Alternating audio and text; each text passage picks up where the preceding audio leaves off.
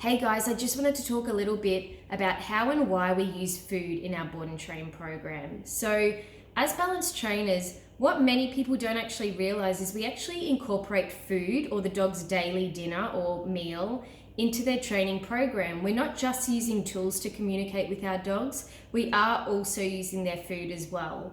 But where we use food and how we use their food is super important. So we're not going to be feeding a dog when they're barking or when they're jumping up to try and get them off us. We're not going to be using food when they're not coming back to us to try and lure them back or bribe them into coming back. Food needs to be used in the right context, and it's super important to understand that when it comes to training your dog. So where we use food in our board and train programs or in teaching in general with dogs is we use it when we want to train a command or teach a dog how to do something. And this is really important. So when we want to teach a dog to do something, we use food, not when we want to stop a behavior.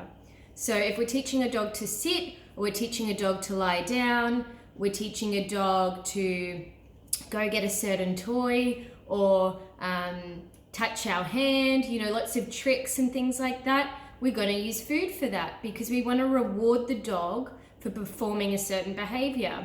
But when it comes to stopping behaviors or holding our dogs accountable, we can't use food for that, and I'll tell you why. So if, say, our dog jumped up on a guest and we used food to redirect the dog from jumping, so holding food and then kind of putting them in a sit and then giving them some food, we're not actually teaching the dog to stop jumping. What we're doing is we're actually reinforcing the sit command, which is great on its own, but it's not actually addressing that core behavior. So in that sort of instance, we would use a punisher or a correction to stop the jumping behavior. And this isn't angry, this isn't abusive, it isn't yelling or screaming at the dog. It's just a matter of fact, no, we don't like that behavior. What I see often and what I've heard from lots of people, in many times they try and use food to stop a dog from performing a behavior, but what actually happens is you're reinforcing it unintentionally. So say the dog charges the door and then you get out the treat packet and then you quickly try and put them in a sit or put them outside and give them a chew toy or something like that. What actually happens is you're teaching the dog that when it performs that certain behavior or when it acts in that certain way, that food appears.